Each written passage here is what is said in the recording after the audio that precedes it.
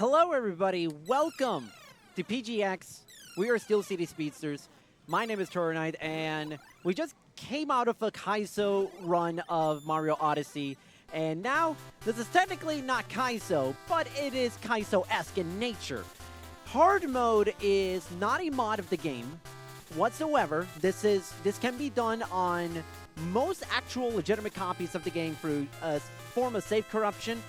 For the purposes of timing and everything, we're actually going to start the run with already having done the thing that gets us into hard mode. So what is hard mode? Hard mode is essentially a corrupted save file of the game past the tutorial where you start the game with 0 cards. This is a card game. We have no cards. How are we actually going to do it? Well, I am about to start right now. The run technically has not started. I'm going to count us down, but technically the process has already begun to actually get a very special card. 5, 4, 3, 2, 1, go. So let's see if I can get this. And hopefully we get a... Okay. Not yet. So basically the way this trick works, so this entire game is dictated by frames. Every single frame basically constitutes a very different thing. So what happens is this free booster pack can potentially give us a Hitmonchan. And if we can time this right. There we go, perfect. Second try. Oh my god, that I cannot tell you how absurdly difficult that was. By the way, to actually pull this off, there is a 5-frame window for me to hit the read mail option from the moment I reset the game. I do a soft reset. And I have exactly 17.145 seconds to actually hit the read mail option. And getting a second try, by the way, I did this not with like a special timer or anything. I did it with my iPhone. So I was eyeballing it and trying to time it at 17.145 seconds. Yeah, that is, I make things a lot harder for myself. What can I say? This is hard mode. We have to, there's no such thing as making things easy for ourselves. So, we can naturally now start the run proper, believe it or not. So, with PokemonTCG, it's essentially your run-of-the-mill Generation 1 game. It's essentially card game red and blue, 8 gyms. You basically go through all across the overworld and try to collect all the 8 gyms. They're called medals in this game, but that's neither here nor there. So, the cool thing about PokemonTCG, the Game Boy Color version, I should say, is that the game is very open-ended. You can tackle a lot of the routes however you want. Now, the thing about doing this on hard mode is we only have one Pokemon and a 60-card deck. Half of the cards actually don't even do anything. They are 1,000% worthless. Because the way you play PokemonTCG, in case you never played it, the way attacking works is every single attack in the game has an energy requirement that mostly corresponds to the type that the Pokemon is part of. Hitmonchan is a fighting type. We mostly need fighting energy cards to be able to do this. So, the problem here is that half of the deck is not fighting energy. So I am hopeful... Ooh, beautiful sight. And a second Hitmonchan. Wow, that is... You know, I don't want to count my chickens before they hatch, but that is already an exceptional booster pack to get. The way this route constitutes... There are 4 booster packs in this game. There is Coliseum, Laboratory, Mystery, and Evolution. The way the route works here is we want to try to collect as many of the Coliseum booster packs as early as possible because those are the ones that have the most amount of cards. I'm resetting on that one. That is a 4 versus 1. I'm not winning that one. Or either way, if I win this, it's going to take an eternity to win this. We are resetting to try and see if we can get as maybe like a 1 versus 1 or a 2 versus 1. That is... I wish we could get a quick win here. Unfortunately, no, but that is fine. Because hopefully, if Heather does not put in another Pokemon, okay, it's a Ditto. Who cares?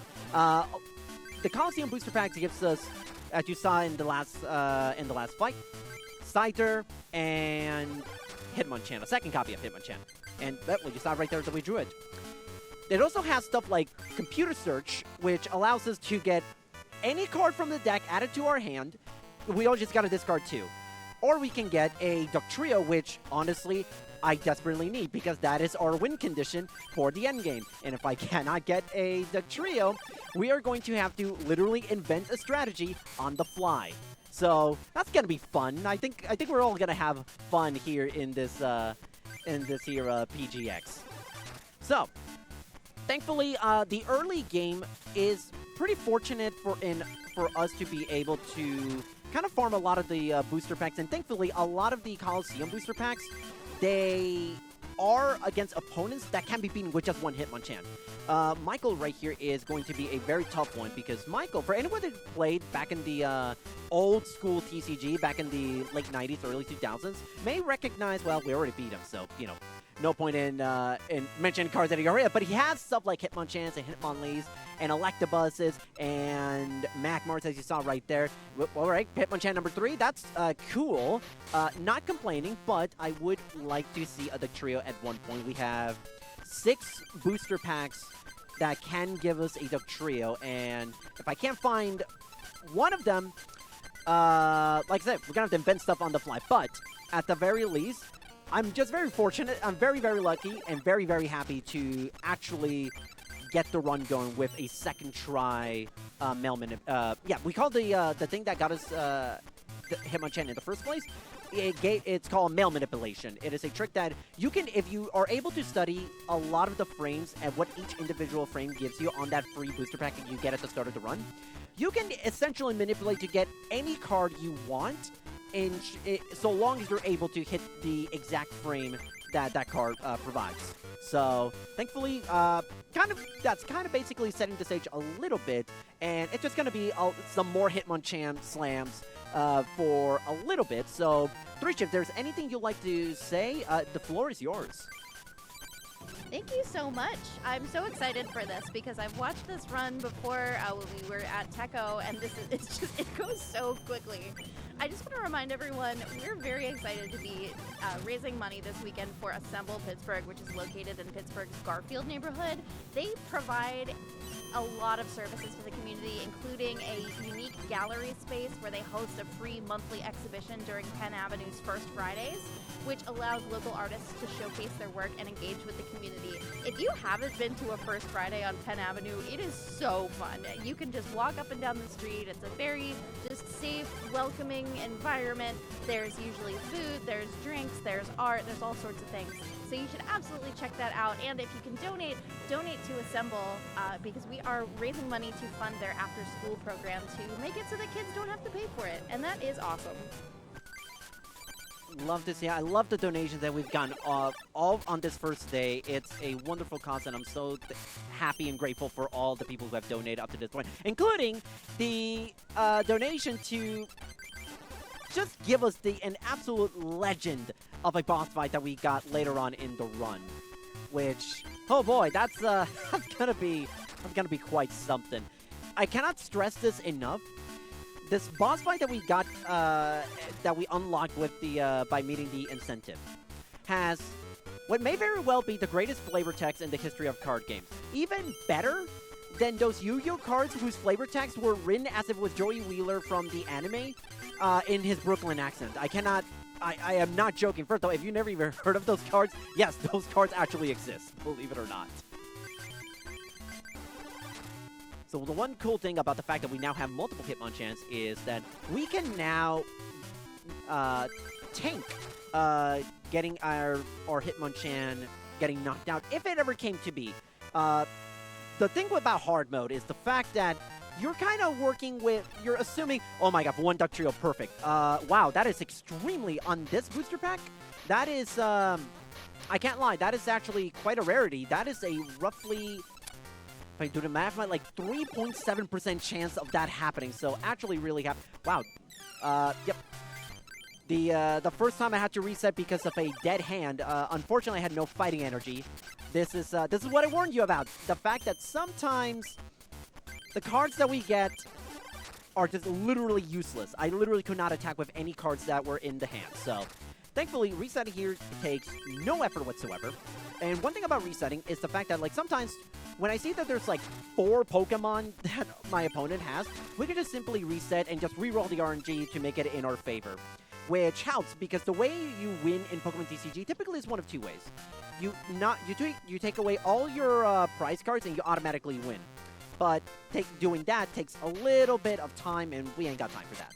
So one thing about taking away prizes is we knock out a Pokemon, we take 1 prize. However, if we can knock out our opponent's Pokemon before we get to collect our final prize, we win automatically. So that's where a lot of the resetting kind of comes into place, is we just essentially try our best to make sure that we can face as few Pokemon as possible, and that way we can automatically win.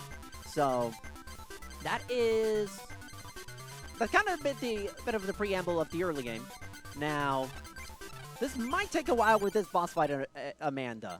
Amanda is maybe one of the most annoying and possibly route-altering changes in the history of this game. I'm not even kidding. Amanda is a member of the Water Club trainer. Now, you may think to yourself, okay, what does she have?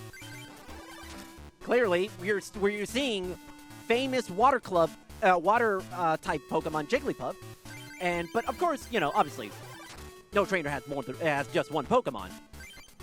Her other ace, her real ace, is not Omanite, but which is a water type, but her real ace is Scyther. Can someone please explain to me why a Water Club trainer would have a grass type as her ace? We saw it right there? Okay. Normally, if I was running any percent, I would actually be kind of afraid.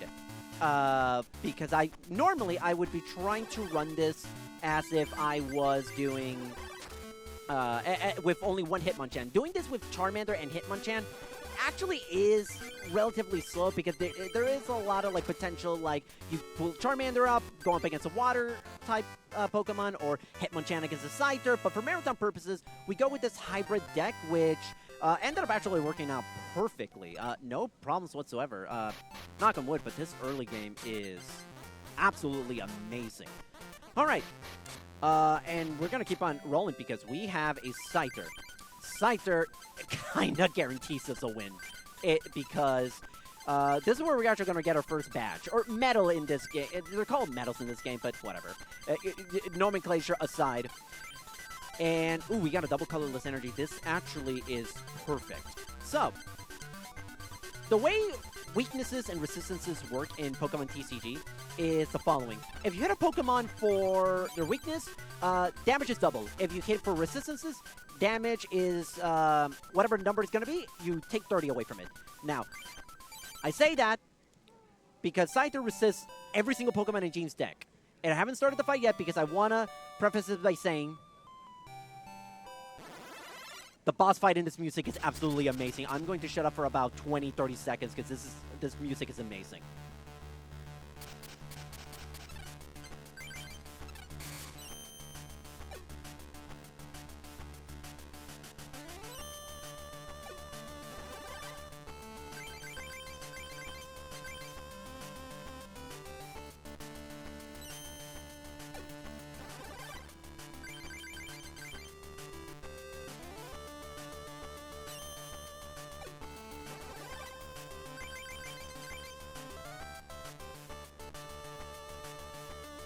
Yeah, no, this music is just absolutely incredible. In my opinion, this is the best song in the entire game. I mean, the entire soundtrack of this game is absolutely phenomenal. And finally, we can actually attack. Honestly, the one thing to worry about Gene is not even so much about beating Scyther. Nothing in Gene's deck can actually beat out Scyther. But that Rhyhorn is a bit of a stall tactic because Leer operates differently in the regular games. Leer, what it does, you flip a coin. If it lands head, your opponent cannot attack. However, there is technically some shenanigans we can pull that was technically illegal in the card game back in the late 90s, but they have since made the tactic illegal because it is something that could very easily be taken advantage of and kind of nerfed a lot of Pokemon in those types of status moves. Unfortunately, we would have needed either a second Pokemon or a Mysterious Fossil. We didn't draw either. Anyways, no problems whatsoever. We got our first gym badge. Scyther didn't even take a single point of damage in that entire fight. Just to show just how incredibly strong Scyther is.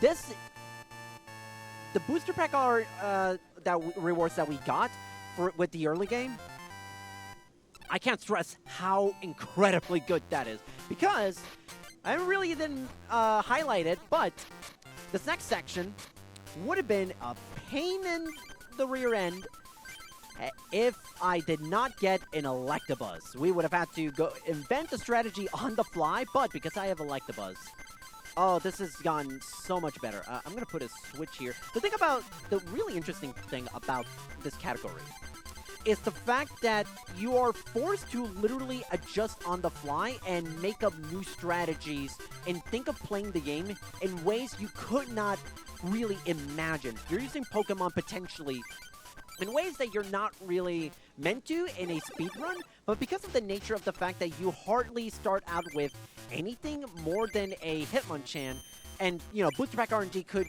go very well against you, you could basically be dealing with the, oh, well, I only have Hitmonchan for, like, the first half of the run, but thankfully, Booster Pack RNG was pretty good. Granted, some of it was manipulation on my end, where we were able to route out things in such a way to where I can very easily be able to do some of the stuff that I am doing and winning fights as easily as I've been.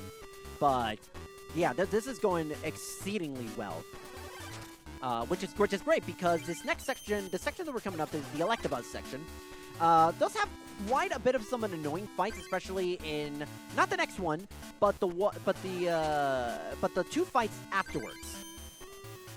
Which, honestly, whether or not we actually even get to commence those duels depends entirely, almost, on our opening hand and what the first turn actually happens. Ooh, that's a super energy removal that I drew. That is actually a pretty useful card, but I'm not going to put it in yet. I will save until I have to edit my deck next in a couple of fights. Now, we went from Amanda, who was one of the most annoying fights in the game, to Sarah, who is her sister, and also the easiest fight in the game. In fact, this fight almost never, and I mean almost never, necessitates a reset. Of course, I may be setting myself up for failure because I set it out into the universe, and Sarah and the game can obviously hear me and make this fight, you know, harder than the final boss, but I'm willing to roll that dice. But while we kind of go through this fight, Threach, anything else you like to mention? I have so much to say. Thank you. Speaking of good energy into the universe, or just energy in general, I want to say thank you to Automatic Habit for the $10 donation that says, sending my energy to will a Dugtrio into one of these Coliseum packs. Good luck, Toro. Aw, thank you. Well, we did get one Dugtrios, which is honestly more than I would like to say in past runs. I've grinded this run. I'm literally one of 3 people ever to have beaten this category under an hour.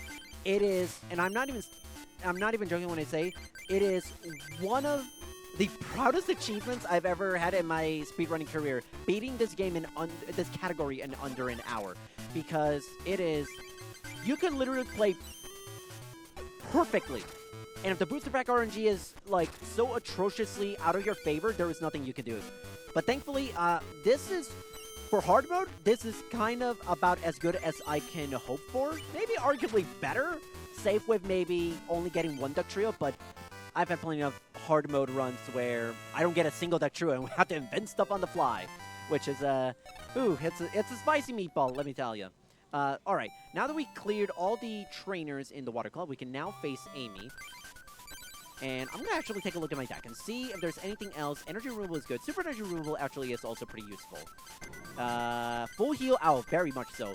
Maintenance, maintenance is a card that I typically don't put in with regular any percent glitchless. However, because of the way the cards we have and the way it's structured, we kind of have no other choice but to actually, you know, alter things a little bit with how we are constructing a deck. We're basically now focusing more on draw power and getting as many cards as possible, because even though we've got a lot of great cards with the early game, there are still aspects of this deck where it's either not great in terms of balance, it's got good synergy, but not a ton of balance, and there are still some cards where you are kind of thinking like, it's still not amazing per se. So, thankfully, now this will be interesting. Can I actually... Okay, never mind. If that first coin flip landed tails, I would have actually reset, and we would have done actually something really cool with this game. So, the way PokemonTCG works, I had mentioned that this game... Okay, actually, I'm gonna try to see if I can take care of this War Turtle right now. Okay, see if this lands heads. Okay, unfortunate, it did not. What I was trying to do is, okay, so remember when I said at the start, everything in this game is dictated by frame. It's a running frame counter. Now, imagine a buzz. No, I'm not gonna make the buzz joke every single speed run has ever done. Okay, that is, this War Turtle, yeah, no, he does not get to attack me. No siree. Now this will be interesting. Okay. Heart of the cards, guide me. Okay. Interesting. This is interesting. Let's see if I can somehow... This might potentially reset the entire fight, but I want to see if there's some magic I could do. Is this going to land heads? Perfect. Okay, beautiful. Okay, so what I just did, essentially, what I was trying to explain. Everything in this game is dictated by frames. It's running, it's every single thing. Except in one instance. The duel itself. The RNG is completely frozen. However, there are ways to unfreeze the RNG. A number of ways, such as flipping a coin, changing one thing in the deck in the turn prior, shuffling the deck itself.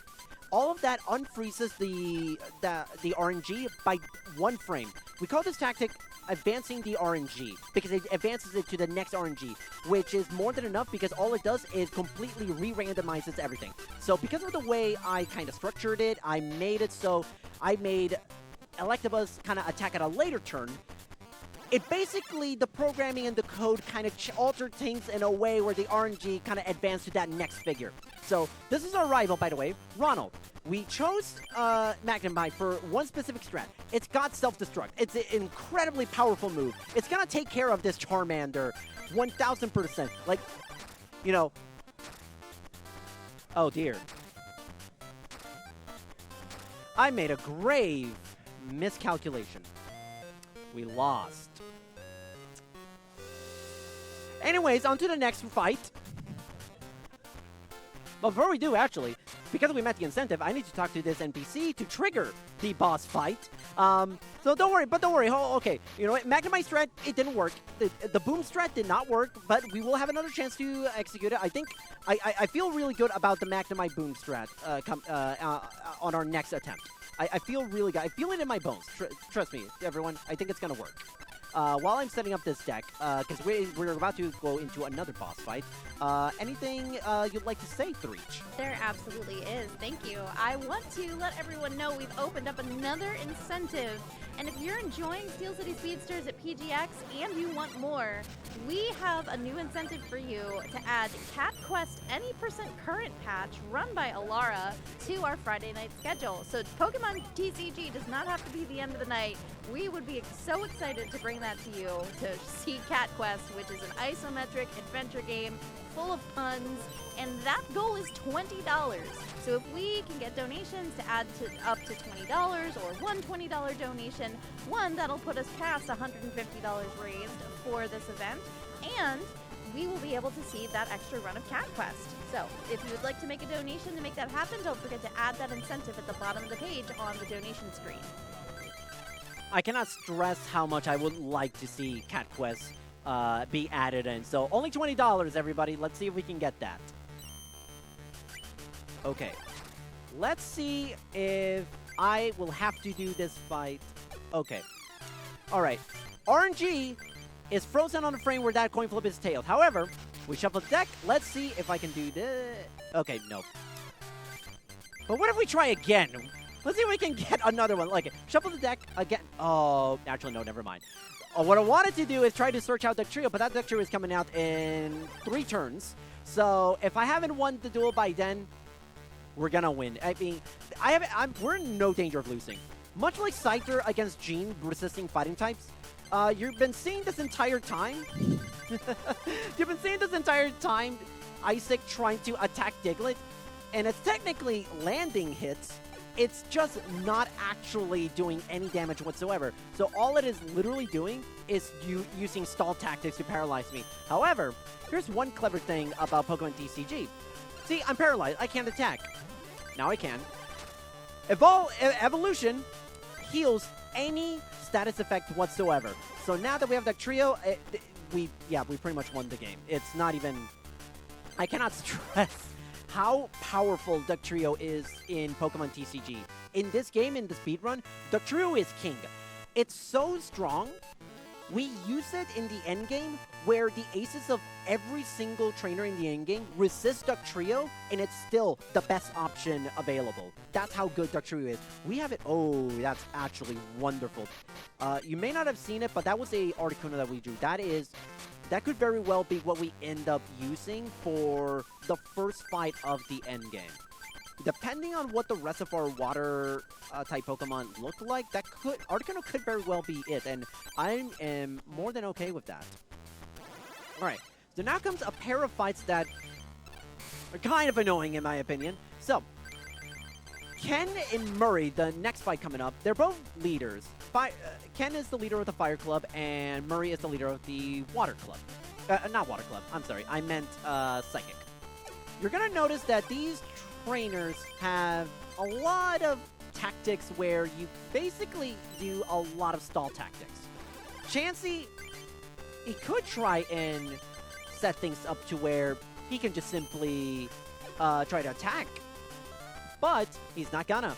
In fact, what he's going to try to do is use Chansey to use, I think the move is called Pounce, to try and stall. Essentially, what Pounce does is flip a coin. If you land heads, your opponent cannot touch you in his next turn. So, ooh, that is... This actually might force a reset, depending on what happens. What does he have on the bench? Diglett can KO... Okay. I'm not in danger yet. Yeah, I'm gonna go for it. That is an interesting quirk that you don't see too often, where if the AI is about to have his Pokemon knocked out, typically he won't try to do something to basically force another attack or add more energy to that Pokemon. But it is kind of interesting how he actually went for the attack. Okay.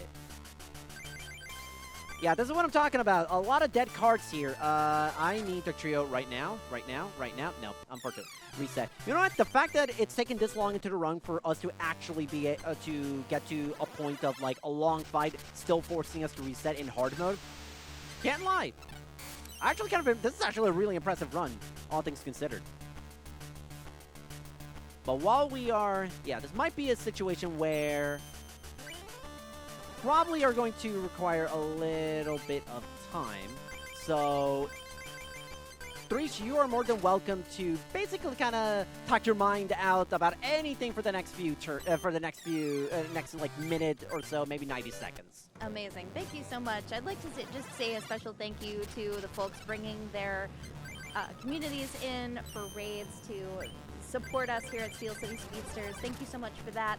I'd also like to say thank you so much to LinkHS for 2 donations. The first is a $5.09 donation that says, "Good luck, Toro. Wishing you good cards and coin flips." And as I mentioned before, we want to see that Cat Quest bonus run after this. And LinkHS also sends in $5.01 that says, "I like cats and I like quests, so of course I want to see Cat Quest." That brings our total up to over $152, and we are so excited. We believe that we can push some more on that total and get up to the $20 total that we are aiming to raise to see that extra Cat Quest run. So if you'd like to make a donation, please feel free to use !donate in chat to get that link, and we'd love to see that total go up. This is interesting. Okay. I didn't really talk about this too much. Prize cards, as I mentioned, are the main way we win duels. However, comma, those cards come from your deck. And I was trying to search for the trio. So now we're going to do something we call prize scumming and see, yep. So the one good thing is that every single prize card in the game is exactly the same when the duel actually starts. So all we got to do is just reset until we find the right card. I'm going to guarantee you it's going to be the last prize we look. It's going to be the... It's going to be the last one. It always is. It always is. In fact, I'm willing to bet. I'm not going to go for bottom right corner, but it's going to be on the bottom right corner. Actually, no. Ed, you know what? The game made a liar out of me. How dare you?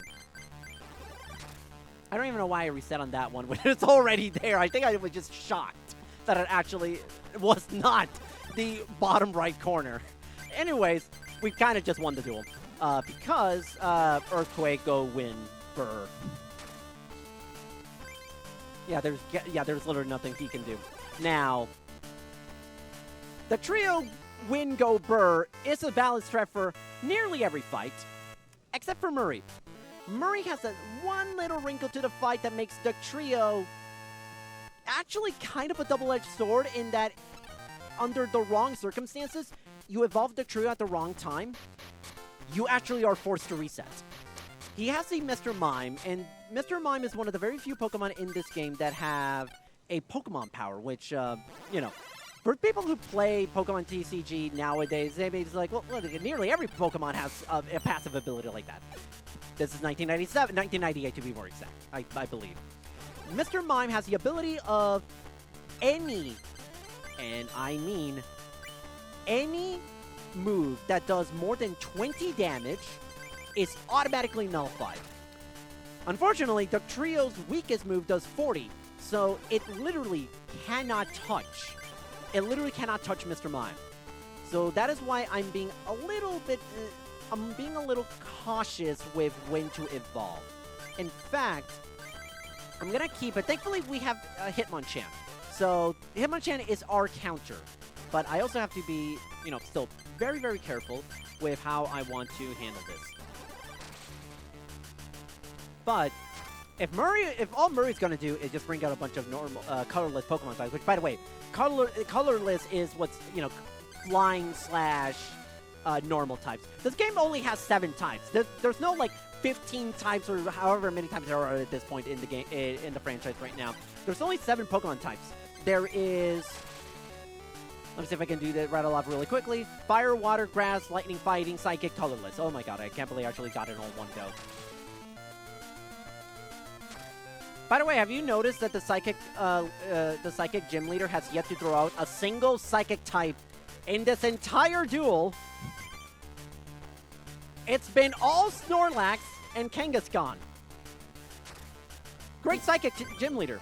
Maybe that's the actual psychic trick there, is they're trying to psych you out by not pulling any psychic Pokemon. Boy, Murray sure showed me, you know, bamboozled, I have to say. In fact, I might need to actually take a breather and go with all reliable Magnemite Boom. Now, last time, we lost. Now, everybody, do we think that Magnemite can win us this duel? Do we think that he can actually pull off the impossible and create a miracle? I believe in the Magnemite Boom strat. We'll see if it works. Here's Ronald. He just exudes that smell you later. Like, he calls his deck the powerful Ronald deck. What a jerk. So that is a very strong name. So, you know what I'm gonna do? We're gonna blow it up. Like 1,000%. We're gonna blow it up. And guess what? We are going to win this duel. And oh wait. I may have miscalculated. I may have added some numbers wrong. If you haven't made it, if it wasn't made abundantly clear, the strat with the rival fights in this game, you're actually you lose on purpose because winning actually loses you time, because winning takes a lot more effort, and you actually get a special cutscene by being given a special card if you beat them. None of those cards you get from beating your rival actually does anything. They are not good for a speedrun. So that is why we try to go as fast as possible, and Magnemite Boom strat is the is the winner in that department. So now comes one of my favorite parts of the run, which is going with an alt psychic deck, starting with Mewtwo. If this opening hand is a winner, we essentially guarantee ourselves with a win because Mewtwo is just an absolute beast. Of course, Mewtwo, of course, being actually good in a Pokemon game. Come on, can I? There we go. This is the perfect hand. It would be better if I go first. This hand is literally perfect. Because normally, Mewtwo requires 2 turns to actually... Yeah, Mewtwo typically requires 3 energy, meaning 3 turns to set up just to be able to attack. However, he has a move where if you have energy cards in your discard pile, which is, like your graveyard or whatever you want to say. Oh, could this be a problem? Never mind, it's not a problem. If you have energy cards in your discard pile, you can add 2 of them to Mewtwo, meaning Mewtwo can attack on turn 2, and the quickest way to do that is by drawing Professor Oak on the opening hand. That is what we did. We get a very quick win. This is a fight that actually could have gone very, very sideways. So we are actually doing exceptionally well. But now we have a very special club. What's your favorite Pokemon type, Threach? Mine is the Psychic type. That's right. Remember when I said there were 7 Pokemon types in this game? I meant it. They had so few Pokemon types, they had to invent a type for a gym to actually appear, and it's called just the Science type. I mean, I dig it. I think that sounds great. yeah, sure. It works, I guess. Porygon, I guess, might be a Science type. I don't know if you fully seen the run from before, or the Techo run where we were last time. Rick actually does have a Porygon, believe it or not. Perfect. Oh my gosh. Okay, I'm just gonna pretend that I pulled that out of nowhere because I did. Oh yeah, absolutely.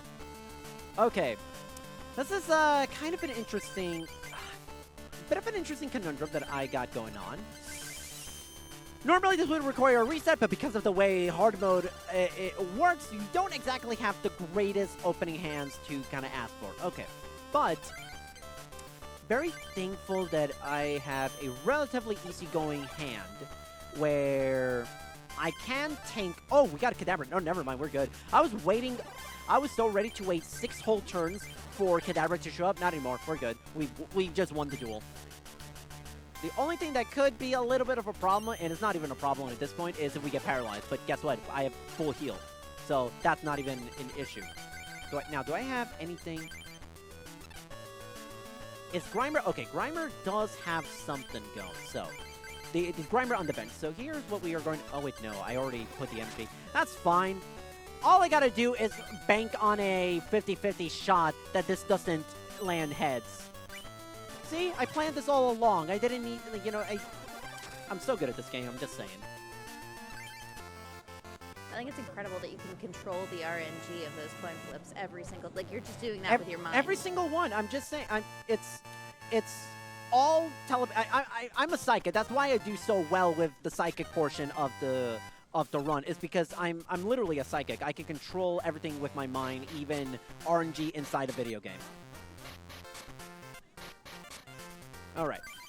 Now comes... We must bid adieu after this fight with the strategy. Oh, this actually... What a way to send it out. This is a great hand against this fight of all fights. So, Brittany is kind of an interesting fight. She has something called the Etc. deck, where it's essentially an island of misfit toys type of situation. Ooh.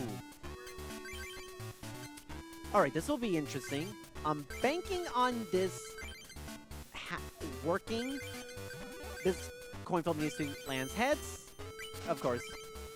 You said it. I control every single coin flip in this entire game. Even the bad ones, I purposefully do it just to add a little bit more drama. I can't make it look all easy all the time. It's called hard mode for a reason. All according to plan.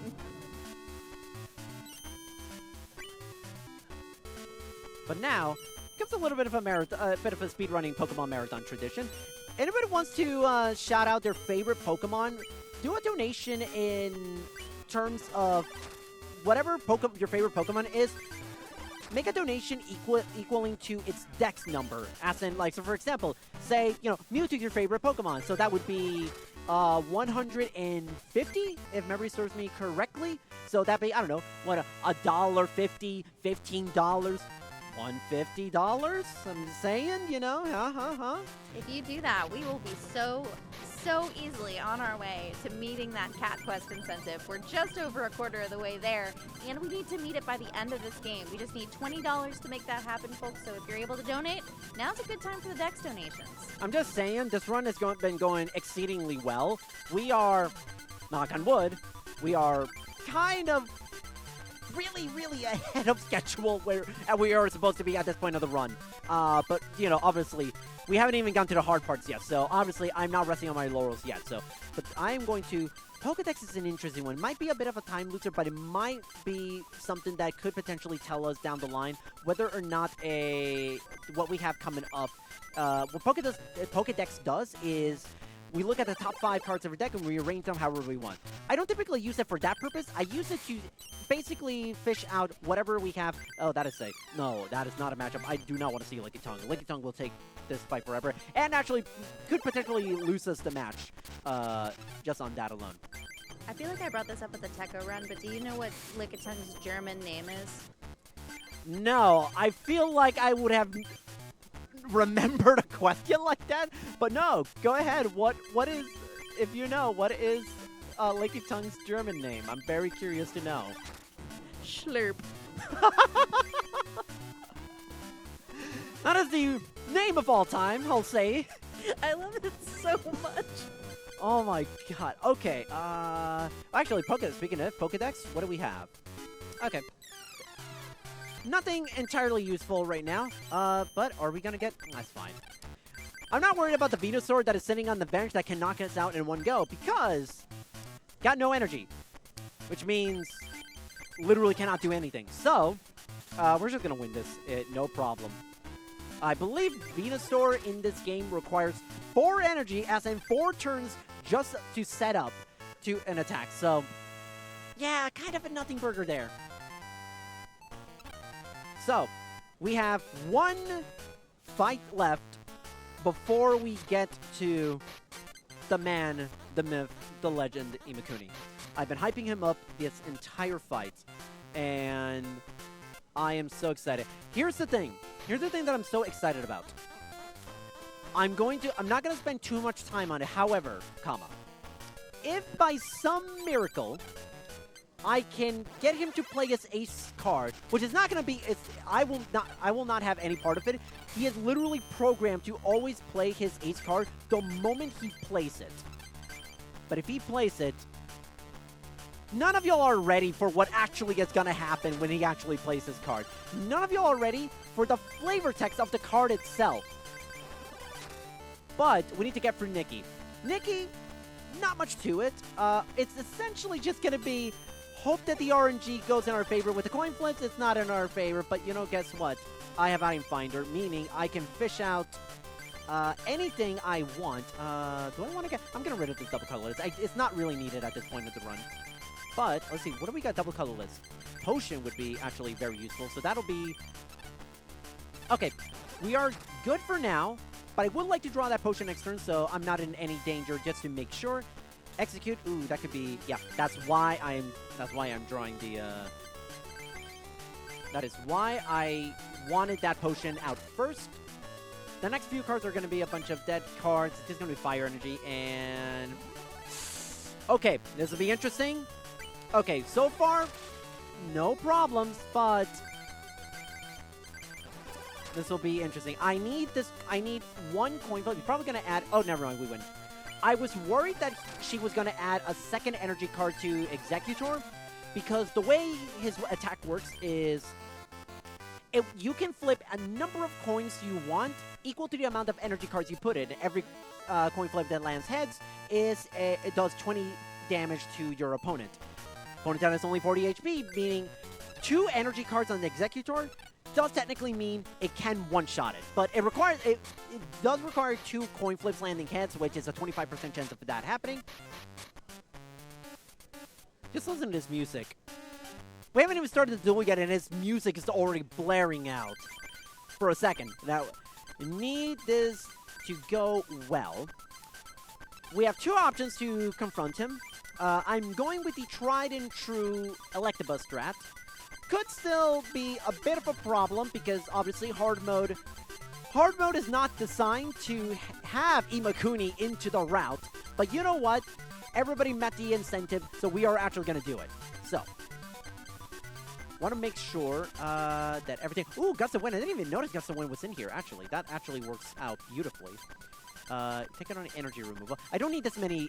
I do not need this many fossils at this point of the run. Actually, no, hold on. Let's just read these texts. What? You're still here? Okay, sit over there. What? You're already sitting. Okay, then let's get this started. Let's duel Imakuni. You notice there are 2 question marks. One of them is actually part of his legal name. His legal name is Imakuni with the question mark on it. Okay, a 1-match duel with 6 prizes. Whatever that means. He doesn't clearly fully understand the rules of the game. Look at this. Look at this. Look at this card out. Strange life form Imakuni. You can say that again. Imakuni deck? I love him. The perfect analogy for Imakuni. By the way, he's a real person. He is a real person that actually works with the Pokemon Trading Card Company as a sort of mascot of sorts.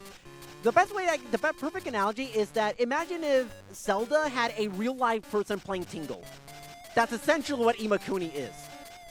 There are actually cards, I believe, real-life cards that are named after him with just the most bizarre effects imaginable. Come on. Yes, perfect, first try. Okay, Imakuni. Look at this card out. Let's do a dramatic reading as to what Imakuni does. Your active Pokemon is now confused. Yes, his own active Pokemon is now confused. Imakuni wants you to play him as a basic Pokemon, but you can't. A mysterious creature not listed in the Pokedex. Grammatical error, that sentence that it structurally does not make any sense. He has kids around the world. Who is cuter, Pikachu or me? That is the Imakuni card. That first sentence is not a lie. He has confused his own Pokemon. He is programmed to always play this card the moment he draws it. The way confusion works in this game, if he wants to do anything, he's actually not even going to attack the coward. We're going to hope this lands Tails perfect. Okay, come on. Do what I want you to do. Attack, please. I want you to attack. Aw, you're not gonna. Boom. Okay, the way confusion works in this game is you flip a coin if you want to attack or retreat. If it lands heads, whatever action you want to do, it is now successful. However, if it lands tails, you do the equivalent of an attack that does 20 damage to yourself. He does it again. he confused himself again. Okay. Oh, now he's going to do it. If it lands tails, he's going to do the equivalent of a move that does 20 damage of the same type. Psychic type are usually weak against itself. So if it lands tails, he's going to do not 20, 40 damage. Mind you, he has a Slowpoke that only has 40 HP. There is a strategy called the zero-turn kill, where you go second, Imakuni only plays the 40 HP Slowpoke, confuses himself, tries to attack, misses the coin flip for confusion, knocks himself out, you win the duel before you even get to have your first turn. He does it again! I've never seen 3 Imakunis play. Actually, no, that's a lie. I think I've only seen it one time ever. 3 Imakunis in one duel. Oh wait, no, hold on. I meant to use Thunder Punch. As funny as it is for Imakuni to confuse himself, I still actually want to win this in a reasonable manner. So, what is even our deck? I've not even looked at my hand just because of Electabuzz being kind of a pretty strong strat for this. Yeah, we won.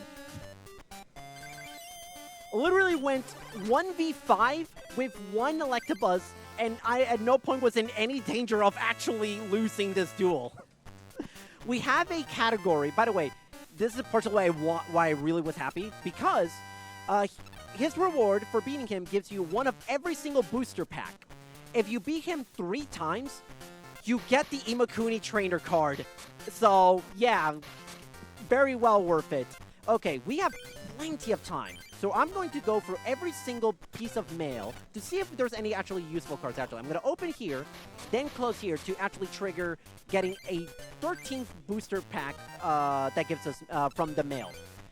So while I am doing this, because we have plenty of time, we are still super underestimate in terms of at the point of the run that we are at. Threach, more Veloi's Gear. Why do I have 4 super energy removals? This is a card that you can, this is a 1% chance card for this to actually appear. Why do I have 4 of them?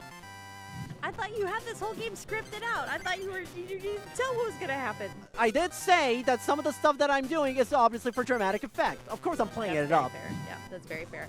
Well, I would like to let everyone know we are less than $2 away from seeing Cat Quest as our bonus game tonight after we are done with Pokemon trading card games. So otherwise, this is gonna be the end of the marathon tonight, and we can't do that. So, folks, less than $2. Thank you so much to Anonymous for the $13.10 donation that says, I want more of this Meow-a-thon, don't you? Little cat face. Thank you so much for that donation. Okay, so let's see what we were looking at in water.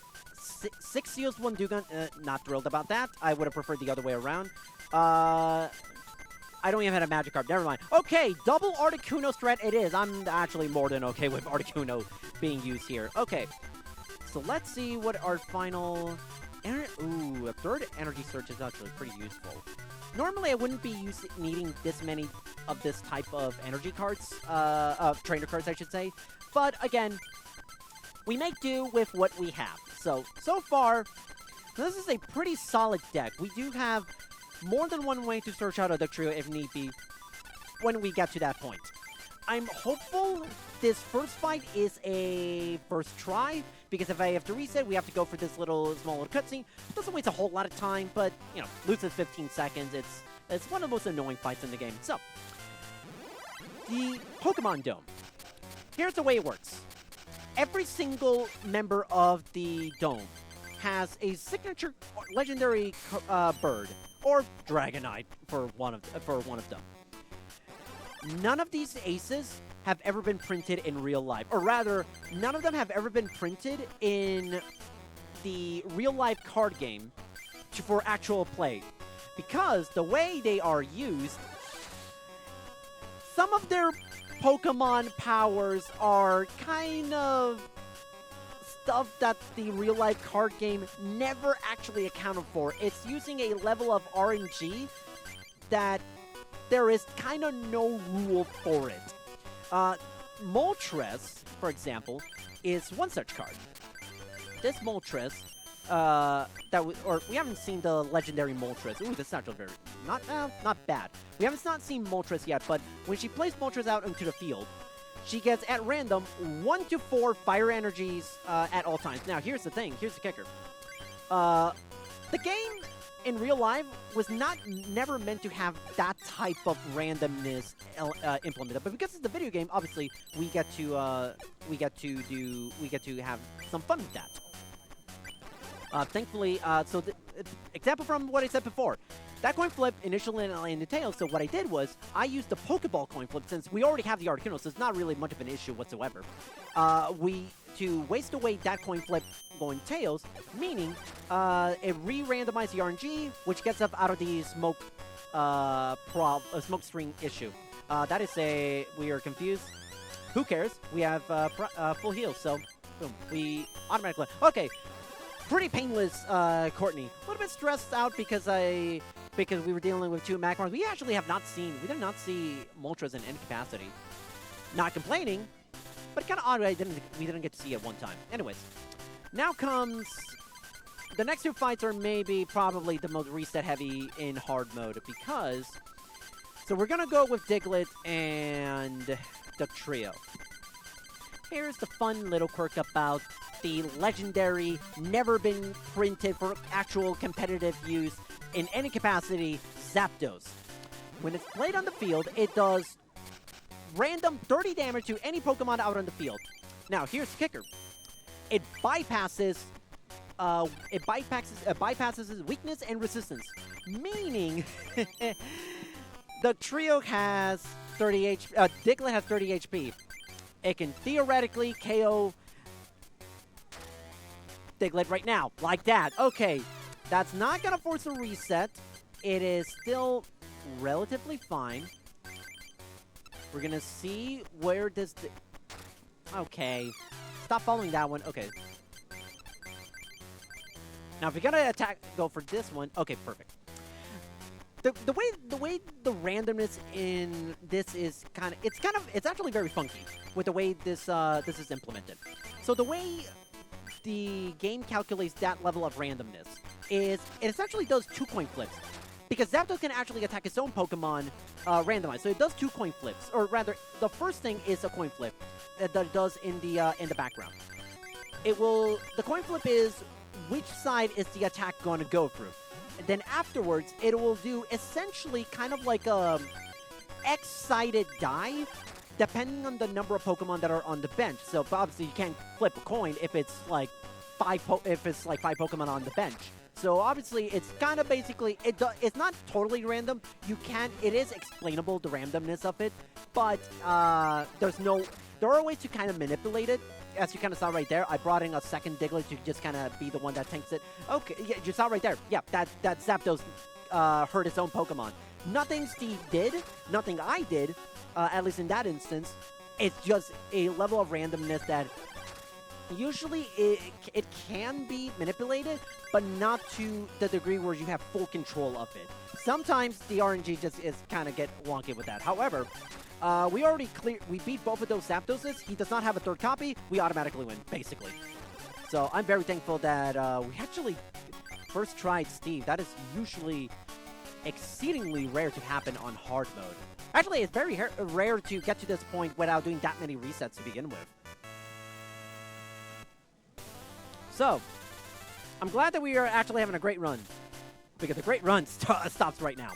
And Jack has literally every single thing you do not want to see as a speedrunner in this game. You want to see Pokemon that can inflict status? You got it. Got Articuno and Lapras. You want tanky Pokemon? Chansey. You got Pokemon that can do a ton of damage? Dugong. It has everything. Jack is the hardest fight in the game. And it's not even close. He is legitimately that difficult and is usually the biggest run killer in the end game. That's how difficult he is. Now, what do you get? Okay. Because I know this game like the back of my hand, I know for a fact he doesn't have Dugong right this second. If he did have Dugong, he wouldn't be placing so many different types of energy, water energy, onto different Dugongs. He would be focusing on one, so that is actually really good information to have. Right now, he's not even focusing on getting the... Okay. He might have Dugong, he might not. He might just be trying to hard the cards this. Yeah, he doesn't have it. Okay, no, we're in the clear. Chansey really can't do anything, so I am... Knock on wood. It's going very... Oh, he's got Professor O. Okay, now things are going... Alright, now the fun actually gets to begin. Because... Oh boy. Articuno. This is not the legendary Articuno that is game-breaking. Well, actually, no. This is the quote-unquote game-breaking legendary version of Articuno in this one. Can actually be used in real life because all it does is just flip a coin. If it lands head, your opponent is paralyzed for the next turn. Let's see. What are we at? Okay. I'm not in any danger. I don't need to heal right this second. I will next turn. But I'm not in any danger to heal. I'm hopeful that this lands Tails. Okay, it is Tails. That way, I can... we'll use the Super Potion. And that way, if it comes to be that I do get confused next turn, I have a full heal. But I'm glad I didn't need to use it last turn. Actually, I don't even need to use it this turn. This is actually going... My god, this is going exceptionally well. Okay, we have one more Lapras. We're not out of the woods yet. This Confusion could still hit. 3 straight coin flips landing Tails. That's a 12.5% chance of happening. Can we go for 4 straight Tails? Unfortunate. Guess what? I have full heal. Confusion does nothing to me. No resetting on the Dome Fruit Jack. That is... That's unbelievable. All right. You remember Lance from the Gen 1 and Gen 2 games where his whole thing is dragons, but he really doesn't have that many dragons because there's hardly that many dragons to begin with? Well, it's kind of the same here. Same applies here. In fact, I'm willing to bet... Yeah, okay. Rod is a joke. He has his legendary game-breaking Pokemon is literally just Dragonite, and the uber strong ability is, oh, it can just heal 30 HP off of one Pokemon. Big whoop. Let's see. Are we on? Yeah, we're not in any danger. Magikarp could evolve into Gyarados, which in theory could be a problem. That's not a problem. That Lapras is a problem. That's okay. That's okay. Now we're playing the waiting game and trying to see the Lapras. Okay, I'm not in any danger of getting knocked out. If that Lapras had gone to Water Energy now, then we would have been a little bit of trouble. But no, we are fine.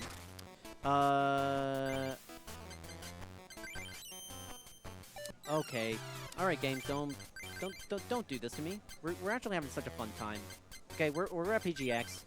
It's been a fantastic time. I've had a lot of fun, not just being a host, but also doing this run. Let's not ruin the vibes, okay? Let's not ruin the vibes. All right, this Lapras could actually gonna go for only Water Gun. That's interesting. Item Finder. No. We don't need Item Finder yet. There we go. All right, Duck Trio. There we go. Yeah, that thing was. Yeah, we were gonna wait a while for this to be under that. Do I want to evolve? Actually, yeah, I want to evolve right now. We're only going to go for Slash because either way, we were not going to one-hit KO with Earthquake, so that is completely fine. All right, Magikarp, no problem whatsoever. The only guy left on the bench is Charmander. Could evolve into Charmeleon, but because it's already has 10 HP left, it wouldn't matter. So, yeah, what I tell you, Rod, a joke. Made us sweat a little bit with that Lapras, but guess what? I didn't even need to reset once in this fight. I haven't needed to reset in this in this Pokemon Dome so far. So, like I said, this is like a Gen 1 game. Of course your rival's gonna be the final boss. Like, not really much of a spoiler. We're gonna avenge those two Magnemites that dearly tried to beat Ronald. Clearly didn't work. So, here's the kicker with Ronald. Ronald has 2 copies of every single legendary ace card that all the previous fights we've had up to this point have. So, yeah, this is going to be quite annoying to deal with. Oh, it's already got... Is that even... Okay. Okay. I'm not worried about Articuno attacking me. Let me ponder this question to you, everybody. What happens if you have Pokemon that is Water type and and Lightning type in your deck? What typically when that happens, you want to put in Water and Lightning energy so that your Pokemon can attack. Ronald clearly does not follow that advice. In fact, Ronald has no Water or Lightning energy in his deck, meaning he can literally never attack with Articuno or Zapdos. Never. He literally cannot. So I am hopeful that... Okay. Energy Sword, this is just so I can see whether or not... Okay. Wait, is Dr. even in the deck? Okay, it is. It is literally the 5th bottom card from the deck. Okay, fine. Good to know, because I have a Pokeball. Alright, we're really gonna wait forever. Okay, time for the RNG to kind of go our way, please. Thank you. We have 2 Pokeballs. Okay, so now I have to wait for the AI to arbitrarily finish up the RNG. But now I'm actually in danger. This actually might still necessitate a reset. Depending on what this point flip does. Yeah, no, yeah. It was not meant to be. This is what happens when in hard mode. You normally have more of these types of fights, but this run has been going exceptionally well. But hey, This is the final boss, of course, you know, not going to be easy. So while we are kind of dealing with this, Threach, probably, maybe, potentially the last time. And in fact, kind of at the point where, like, you have full reign for, like, the next 45 seconds at the very least. While I kind of get, hopefully, a winning hand and winning strategy here. My goodness, thank you so much. I'm so excited because we have a lot to announce. So, first off, we did meet the Cat Quest incentive. Thank you so much to everyone who donated to make that possible. We are going to see that as a bonus game immediately following this. Not only that, but we've also opened a second bonus game. So there's even more possibility for Steel City Speedsters. We're ready if you are. If we meet that $20 incentive for the second bonus game, we will add Crash 2 any percent with no game over abuse that is run by Stump to our Friday night schedule. Folks, we are so close to raising $200 for the day. If we get that $20 incentive met, we are only $15 away from that total of $200 for our first day. We would love to see it. All right. Let's see. Come on. Duck Trio? No, but I do have 2 Pokeballs. Actually, I might as well just do this now.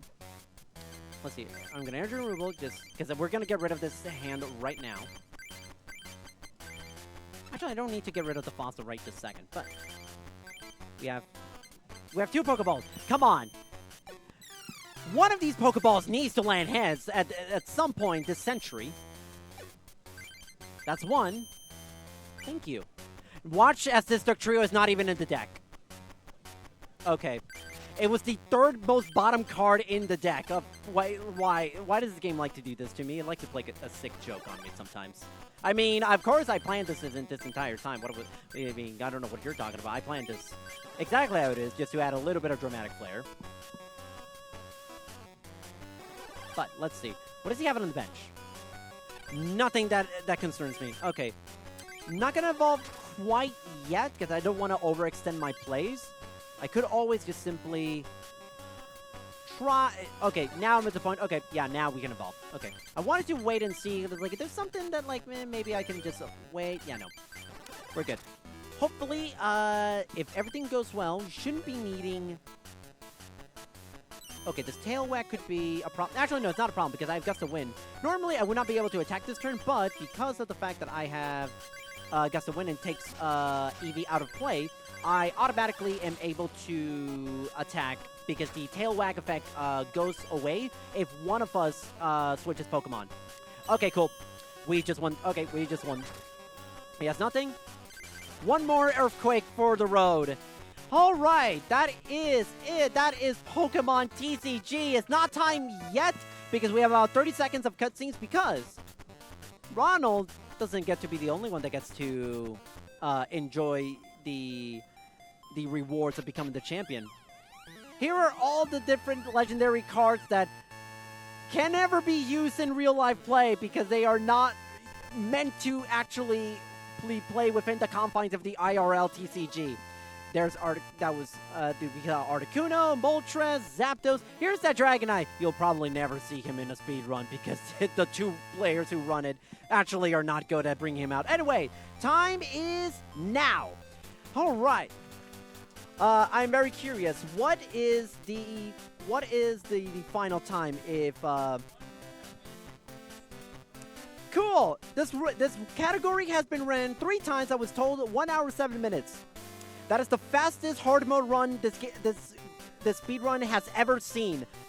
We have never had a hard mode run go this well in a marathon setting. Not even close. It's never been below 1 hour 10 minutes. So I am exceptionally happy with how this run went.